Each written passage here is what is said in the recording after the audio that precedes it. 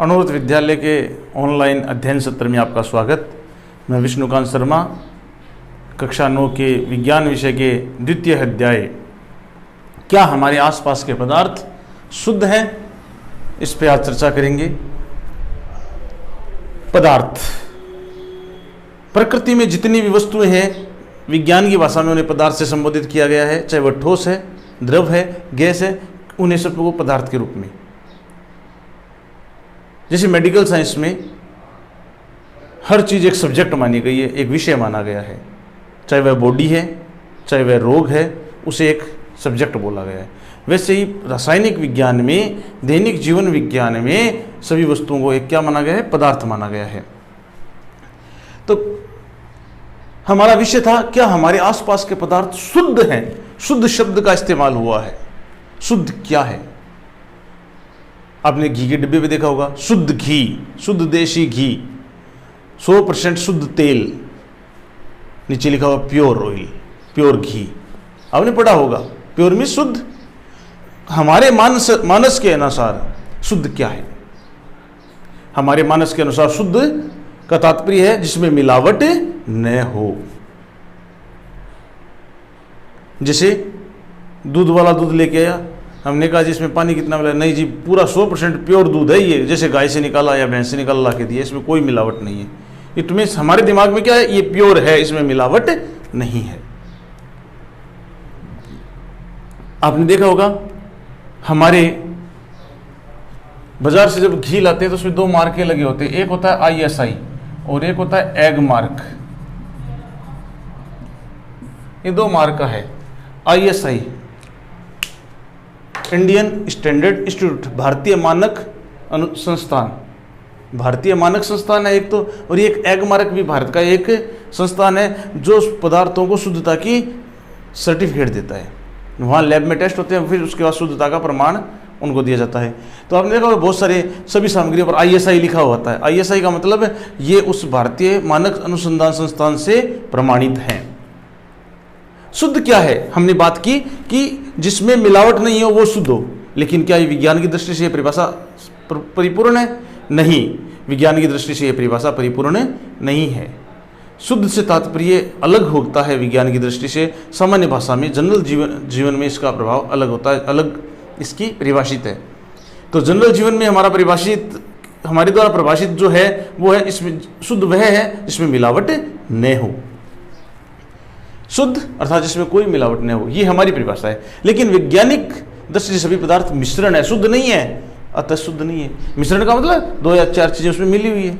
जिसे घी की बात करें तो घी में छाछ भी होती है, घी में पानी भी होता है थोड़ा, कुछ छाछ के साथ जल भी घुला होगा, ठीक है, और घी में घी भी है। तो तीनों चीजें आ गई, तो ये क्या हो गया? मिश्रण। अर्थात वैज्ञानिक दृष्टि से सभी पदार्थ क्या है? मिश्रण है, यानी उनमें कुछ से कुछ मिला हुआ है। अब मिश्रण क्या है तो उसके आगे चर्चा करेंगे। मिश्रण तो 2 या 2 से अधिक पदार्थों का मिक्सअप होता है। हम कहते हैं ना कि जैसे आटा बनाते हैं तो आटे में पानी भी मिलाया, आटा गूंदते हैं तो आटे में पानी भी मिलाया, नमक भी मिलाया है, और फिर उसको गूंदा, तो वो 3 चीज़ों का मिश्रण हो गया कि नहीं हो गया? तो वैज्ञानिक दृष्टिकोण से शुद्ध क्या है उस पर चर्चा करते हैं। मिश्रण से पहले वैज्ञानिक दृष्टिकोण से शुद्ध पदार्थ वे हैं जिसमें मौजूद सभी कण समान रासायनिक प्रकृति के हो, यानी इसमें कोई दूसरी रासायनिक प्रवृत्ति का पदार्थ न हो।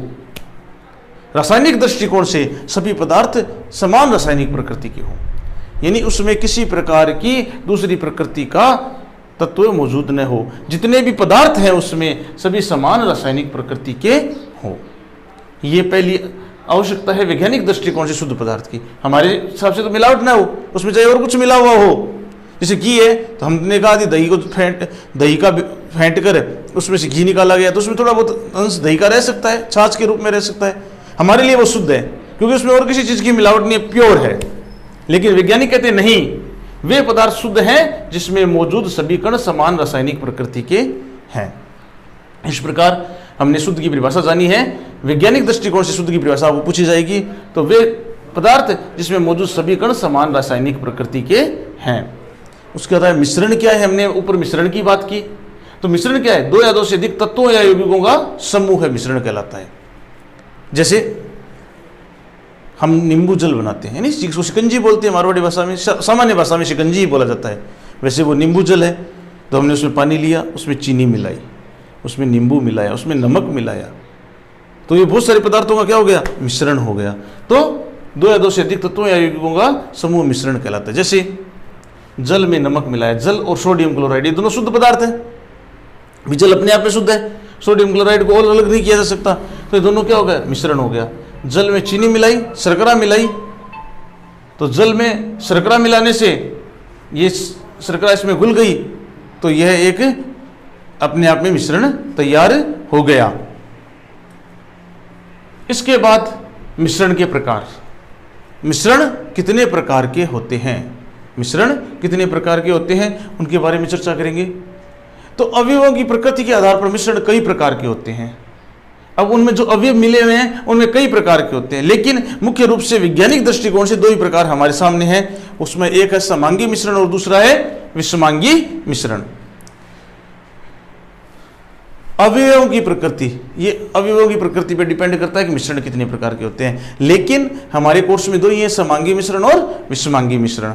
अब समांगी मिश्रण किसे कहते हैं, सभी अवयव भौतिक दृष्टि से समान हो, ऐसा मिश्रण जिसमें सभी अवयव भौतिक दृष्टि से समान हो, ऐसा मिश्रण जिसके सभी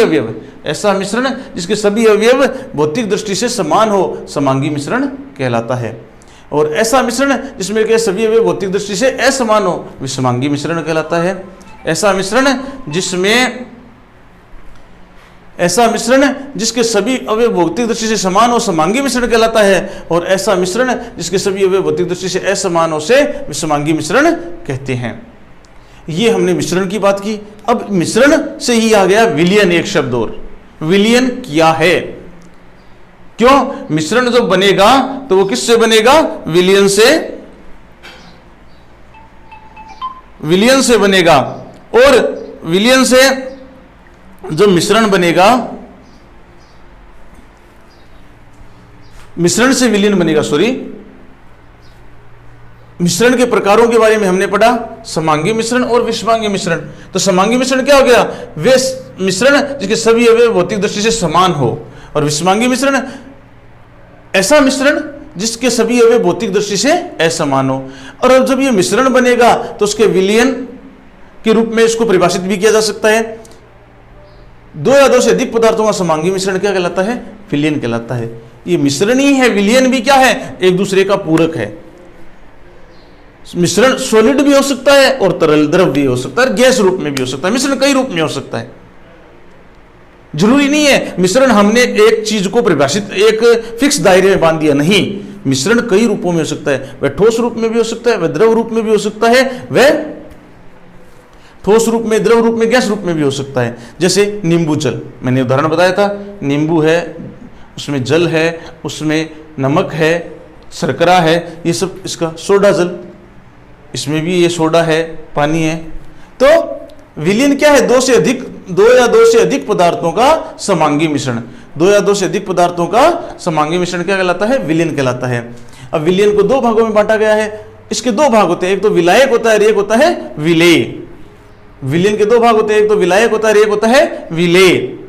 विलयन का वह घटक जो दूसरे घटक को विलयन में मिलाता है क्या कहलाता है, विलायक कहलाता है। जैसे हमने पानी में चीनी घोली, तो चीनी किस में घुल रही है, पानी में। चीनी किस में घुल रही है, पानी में। चीनी की मात्रा कम है और पानी ज्यादा है, जिसकी मात्रा ज्यादा है पदार्थ में वही विलायक है, ऐसा याद रखिए। विलयन जो पदार्थ है जिसकी मात्रा ज्यादा है वही विलायक है। जैसे चीनी और पानी, मिठाई बनाते हैं, आपने देखो चाशनी बनाते हैं, चीनी ज्यादा और पानी कम, गौर कीजिएगा आप, चीनी ज्यादा और पानी कम, तो यहां चीनी विलायक हो गई। लेकिन शिकंजी बनाते हैं तो पानी ज्यादा चीनी कम, तो जल विलायक हो गया। तो विलयन का वह घटक जो दूसरे घटक को विलयन में मिलाता है क्या कहलाता है, विलायक कहलाता है। और विलेय क्या है, वह घटक जो विलायक में घुलता है। जैसे चीनी विलेय हो गई। विलायक और विलेय में अंतर समझना, जिसकी मात्रा ज्यादा है वो विलायक है, जिसकी कम है वो विलेय है। जिस घटक में जिसमें विलेय घुलता है, विलायक में घुलता है, तो वह विलेय हो गया। जैसे चीनी और जल, शिकंजी बना रहे हैं, चीनी क्या होगी, विलेय, और जल क्या हो गया, विलायक। आयोडीन और एल्कोहल। अब देखिए एक नई चीज आपको आ गई, एल्कोहल में जब आयोडीन मिलाते हैं टिंचर आयोडीन कहते हैं। फोड़े फुंसी पर आपको देखा होगा नीले रंग की दवाई लगाते हैं, आपने देखा हॉस्पिटलों में हम जाते हैं, हमारे फोड़ा हो गया तो उस पर नीले रंग की दवाई लगाते हैं। जो एल्कोहल में आयोडीन घुला होता है, एल्कोहल में आयोडीन मिलकर क्या बनाता है, टिंचर आयोडीन। टिंचर आयोडीन, यह टिंचर आयोडीन में आयोडीन क्या है, वही विलेय है, थोड़ी मात्रा है, और एल्कोहल क्या ज्यादा है तो विलायक हो गया। इसी प्रकार कोल्ड ड्रिंक में जल और CO2, पानी ज्यादा होता है और CO2 उस पर दबाकर भरी होती है, तो जल क्या हो गया, विलायक, और CO2 क्या हो गई, विलेय। इसी प्रकार हमारे वायुमंडल में चारों तरफ देखिए, इसमें दो गैसें प्रधानता से पाई जाती है, नाइट्रोजन 78% और ऑक्सीजन 21%। इस प्रकार वायु के मिश्रण में है, ये 78 है, ये 20 है, तो ये क्या हो गई, विलायक, और ये क्या हो गई, विलेय। इस प्रकार आज के अध्ययन सत्र में हमने खाद्य पदार्थों की शुद्धता, उसके बाद वैज्ञानिक दृष्टिकोण से वे शुद्ध किस प्रकार है, मिश्रण किसे कहते हैं, मिश्रण के प्रकार, विलयन से क्या अभिप्राय है, और विलयन को दो भागों में बांटा गया है, विलायक और विलेय। अब कौन कौन से विलायक से क्या अभिप्राय है, जिसमें दूसरे घटक को घोलने की क्षमता रखती है, विलयन कहलाता है, और विलेय क्या है, जो उसमें घुलता है। यहां पे मैंने बहुत सारे उदाहरणों से बताया, जैसे चीनी जल है, आयोडीन एल्कोहल है, कोल्ड ड्रिंक है, वायु है, इन सब उदाहरणों से आज हमने इस अध्ययन सत्र में इन बिंदुओं के बारे में जाना, हमारे शुद्ध पदार्थों के बारे में जाना। अगले अध्ययन सत्र में हम इससे आगे के बिंदु पर चर्चा करेंगे।